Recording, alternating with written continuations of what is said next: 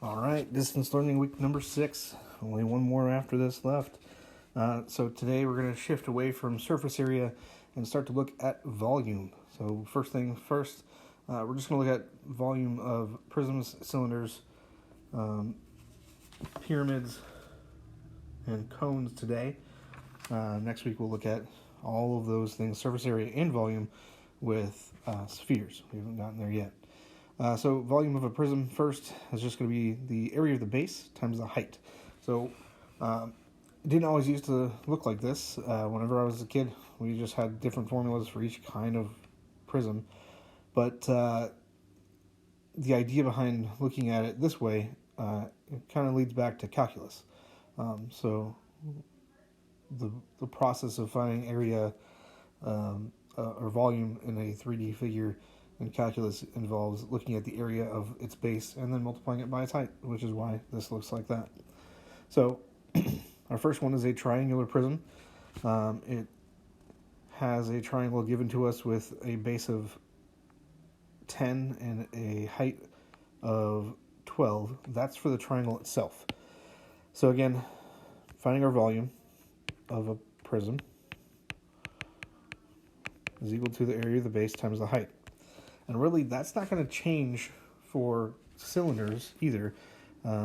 Just the area of the base is always the area of a circle. So that's kind of the advantage to a cylinder over a prism. So let's find our area of our base. Again, the base here is a triangle, so it's the base times height divided by 2. So I have two different heights here. So the height here is the height of the triangle. The other one is the height of the overall prism, which is the 25. So we got to plug in our numbers. Our base for the triangle is 10 centimeters. The height of the triangle is 12 centimeters. Just plug these numbers in. 10 times 12 divided by 2. 10 times 12 is 120. Dividing that by 2 gets us 60. So now we just need to plug that into our volume of the prism. So that's going to be 60 times our height of 25. And our volume of the prism is equal to 1,500 centimeters. And this time we're looking at volume, so we multiplied to find the area centimeters together, so centimeters squared. And we multiplied by another centimeters, so that's centimeters cubed.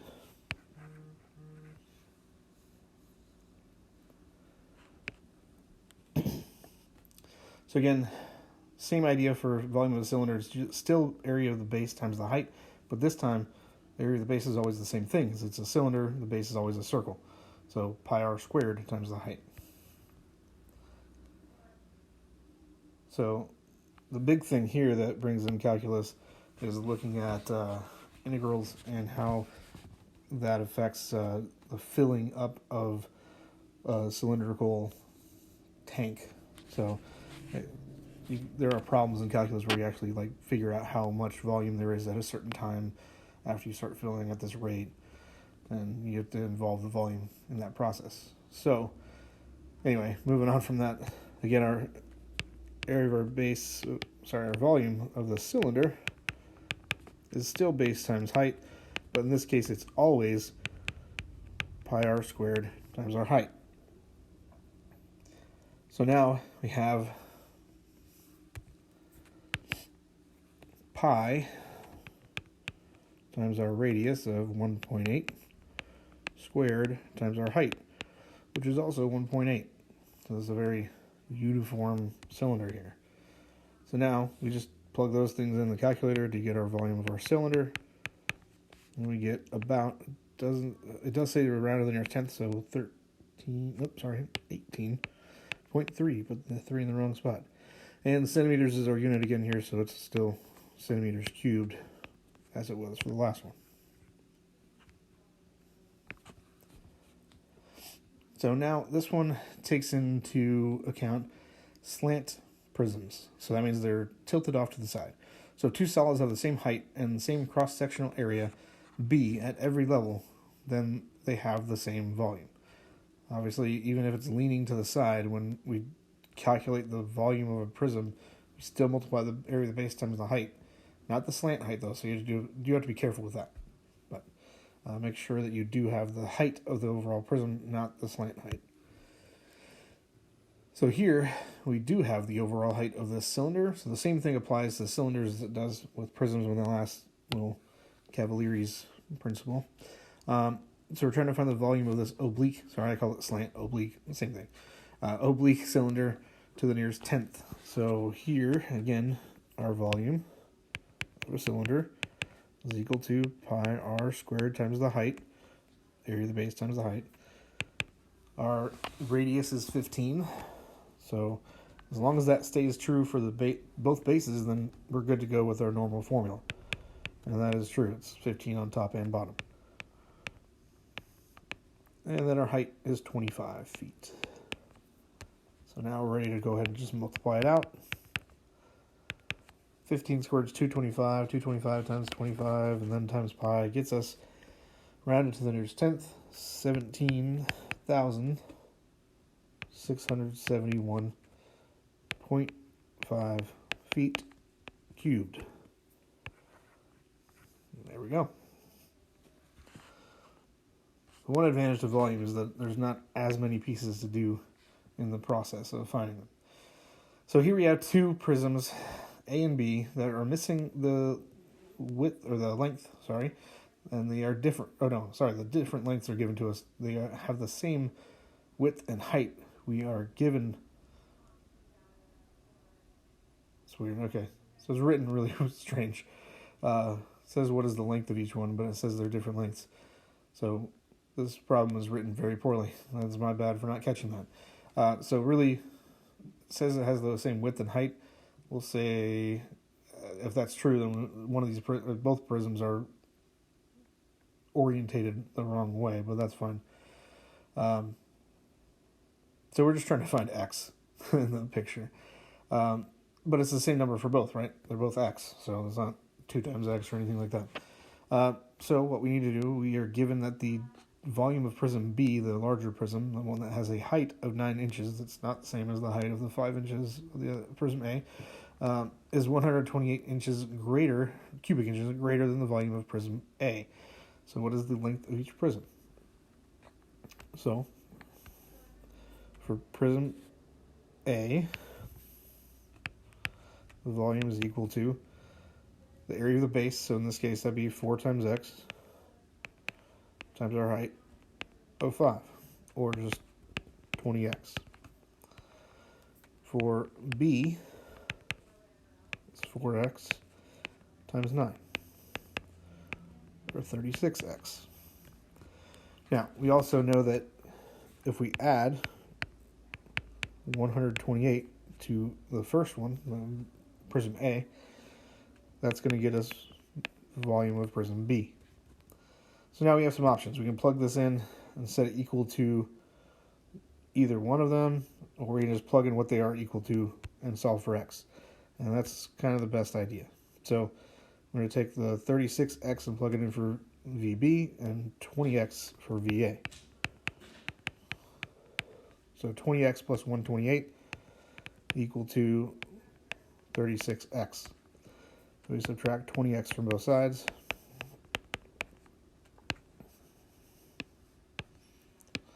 So we get 128 is equal to 16x.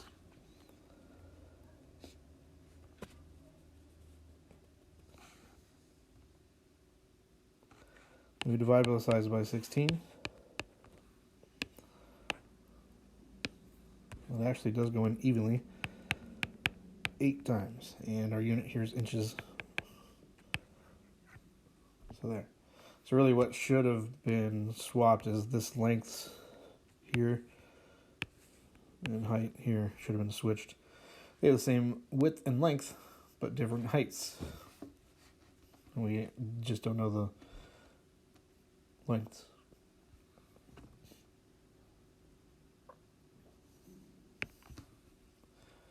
So now volume of a pyramid. So again, fairly simple equation.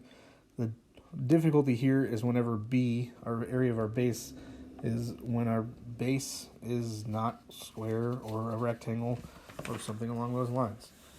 Once it becomes something more complicated than that, then it's obviously more complicated. So here it is a square pyramid, so it's not complicated. Again, our volume, of a pyramid is 1/3 the area of the base times the height.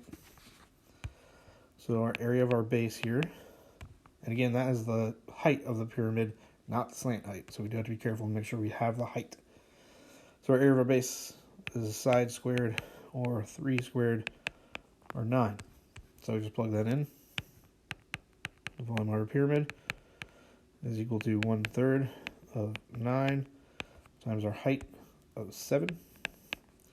That was actually a pretty easy one to do without a calculator.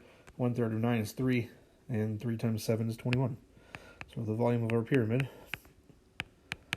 is 21 cubic inches.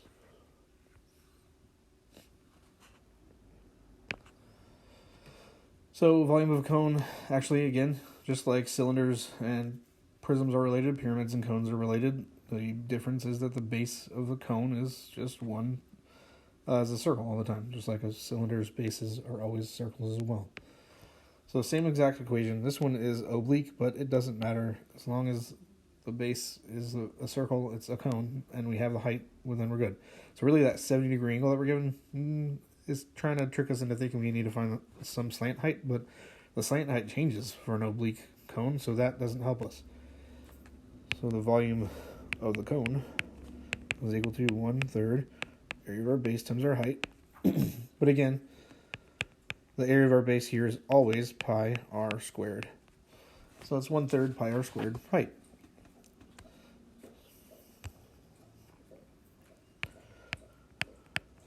So plugging everything in, 1/3 pi, our radius is 9.1, and our height is 25.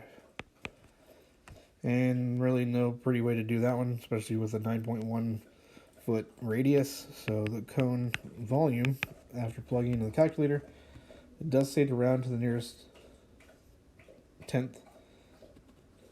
So that comes out to be 2,100.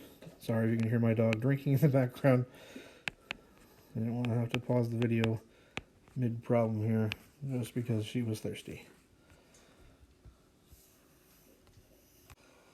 So it's 2,168 cubic feet. So here's our next cone. Again, we're trying to find the volume. We're given the radius, we're given the height, so we're given everything we need. So our volume of our cone, 1/3 pi r squared times the height, or 1/3 pi times 5 squared times 12. Well, so this is pretty easy to do once you get to pi, right? 5 squared is 25. 1/3 of 12 is 4. 4 times 25 is 100. So it's 100 pi, and 100 times pi. Hopefully you know pi at least 2 digits, 2 decimal places. 3.14. It's 3.1415. So that would mean it's 314.2 when you round to the nearest tenth cubic inches. Got one problem left. Our last one is about a real-world example. At the top of a stone tower is a pyramidion in the shape of a square pyramid. This pyramid has a height of 52.5 centimeters, and the base edges are 36 centimeters. What is the volume of the pyramidion? So we are back to pyramids, and it is a square pyramid still, so that's nice. So the volume of a pyramid is equal to 1/3 the area of our base times our height. Our area of our base, again, here is a square, so it's side squared. And it says the base edges are 36 centimeters, so that's 36 squared. Which we're going to leave as 36 squared just because that's a large number. Why do more calculations than you have to, right? So that's going to be 1/3 of 36 squared times our height of 52.5. And just plugging that in the calculator gets us our, I wrote pyramid wrong, volume of our pyramid to be 22,680 cubic centimeters. It says around in the nearest tenth, but we didn't have to because it actually comes out to be a nice round number, even though we're dividing by 1/3, but the nice part there is that 36 is divisible by 3. And that's it. See you next time. Actually, I take that back. There's one little bit more, just a review of what all we just went over. Here are all the formulas you need for volumes of prisms, cylinders, pyramids, and cones. Catch you next time.